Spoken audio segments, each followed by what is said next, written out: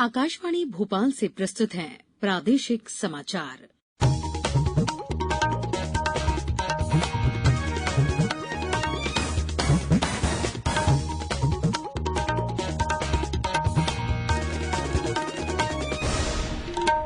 नमस्कार, समाचारों के साथ मैं पूर्वा त्रिवेदी। सबसे पहले इस बुलेटिन के मुख्य समाचार। महंगाई से राहत देने के लिए केंद्र सरकार ने पेट्रोल और डीजल सस्ता किया, उर्वरक पर भी अतिरिक्त सब्सिडी दी जाएगी। स्विट्जरलैंड के दावोस में आज से शुरू हो रहे विश्व आर्थिक मंच सम्मेलन में हिस्सा ले रहा भारतीय शिष्टमंडल निवेश की संभावनाओं पर जानकारी देगा।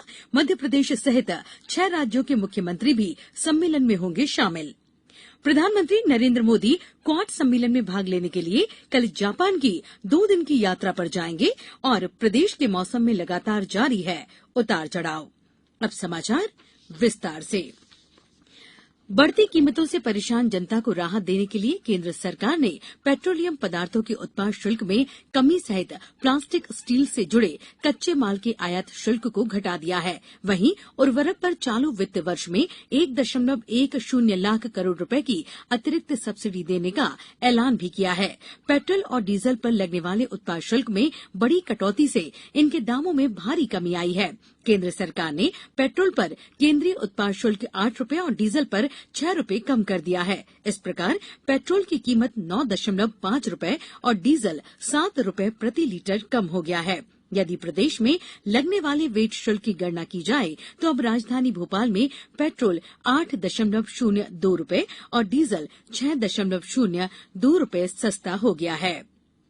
केंद्र सरकार ने उज्ज्वला योजना के लाभार्थियों को प्रति सिलेंडर 200 रुपए सब्सिडी देने का भी ऐलान किया है। इसके तहत योजना के करीब 900 करोड़ लाभार्थियों को 12 सिलेंडर तक सब्सिडी मिलेगी। वहीं प्लास्टिक और स्टील से जुड़े कच्चे माल के आयात शुल्क में कटौती करने से उत्पादन लागत कम हो जाएगी और इनसे तैयार होने वाले माल की कीमत में भी गिरावट आएगी।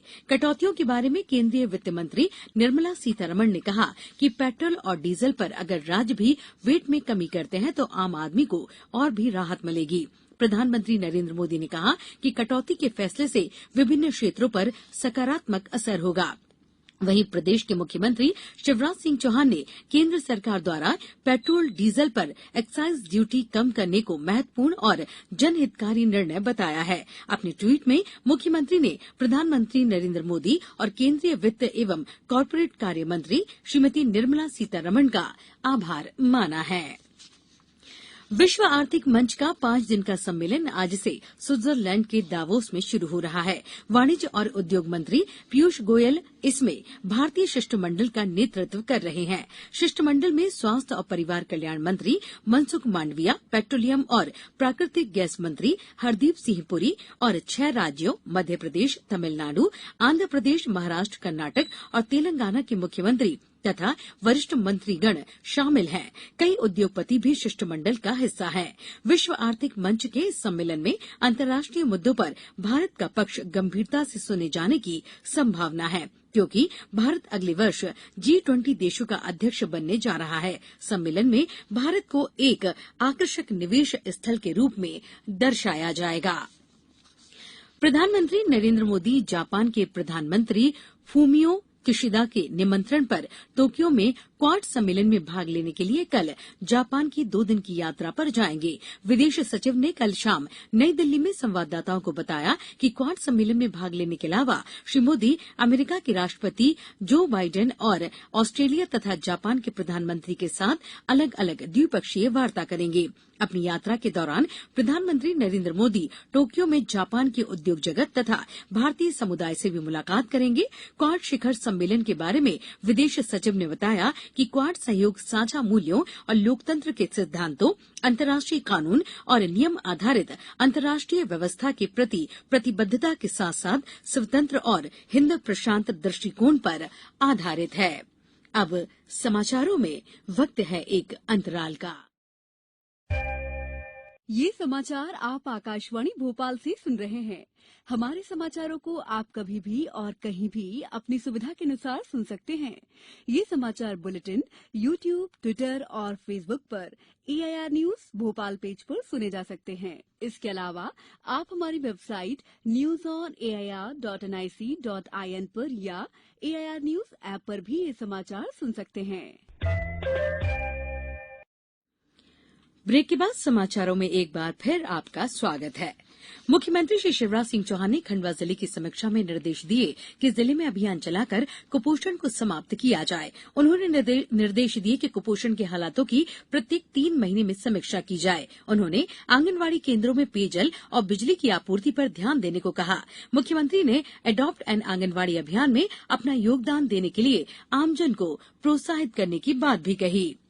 मुख्यमंत्री शिवराज सिंह चौहान ने आंगनवाड़ियों में जन भागीदारी को प्रोत्साहित करने के लिए अभियान चलाने के निर्देश दिए हैं। उन्होंने कहा कि वे स्वयं 24 मई को आंगनवाड़ियों के लिए जन सहयोग से सामान एकत्र करने निकलेंगे। मुख्यमंत्री ने कल खंडवा और डिंडौरी जिलों की समीक्षा करते हुए खंडवा और डिंडौरी जिले में पेयजल व्यवस्था, आंगनवाड़ियों एवं पोषण की स्थिति, प्रधानमंत्री आवास योजना की प्रगति पर जानकारी हासिल की। वहीं अमृत सरोवर, राशन वितरण, सीएम हेल्पलाइन, मनरेगा, जिलों में जारी नवाचार तथा एक जिला एक उत्पाद योजना में संचालित गतिविधियों को बेहतर तरीके से चलाए रखने का सुझाव भी दिया। राज्य सरकार अन्य पिछड़ा वर्ग के सामाजिक और आर्थिक सशक्तिकरण के लिए पूरी तरह प्रतिबद्ध है। अब स्थानीय निकायों में आबादी के अनुसार आरक्षण मिलेगा। ये बात मुख्यमंत्री शिवराज सिंह चौहान ने पिछड़ा वर्ग समाज द्वारा आयोजित अभिनंदन समारोह में कही। उन्होंने कहा कि मध्यप्रदेश ने अन्य पिछड़ा वर्ग को न्याय दिलाने के लिए जो रोड मैप बनाया है उसका अनुसरण अन्य राज्य भी करेंगे। मुख्यमंत्री ने कहा कि राज्य सरकार सभी वर्गों के कल्याण और विकास के लिए समर्पित है। सरकार सामाजिक न्याय, सामाजिकता, समरसता के साथ है। श्री चौहान ने बताया कि राज्य में ओबीसी आरक्षण के लिए हर संभव प्रयास किए गए हैं। ट्रिपल टेस्ट के लिए अन्य पिछड़ा वर्ग आयोग का गठन किया गया है। जबलपुर की हवाई सेवाओं में एक और उपलब्धि जुड़ गई है। जबलपुर, भोपाल और ग्वालियर के बीच 4 जून से हवाई सेवा प्रारंभ की जा रही है। अलायंस एयर की ओर से 72 सीटर फ्लाइट से इसका लाभ यात्रियों को सप्ताह के 3 दिन मिलेगा। इसकी जानकारी केंद्रीय नागरिक उड्डयन मंत्री ज्योतिरादित्य सिंधिया ने सोशल मीडिया माध्यम से दी है।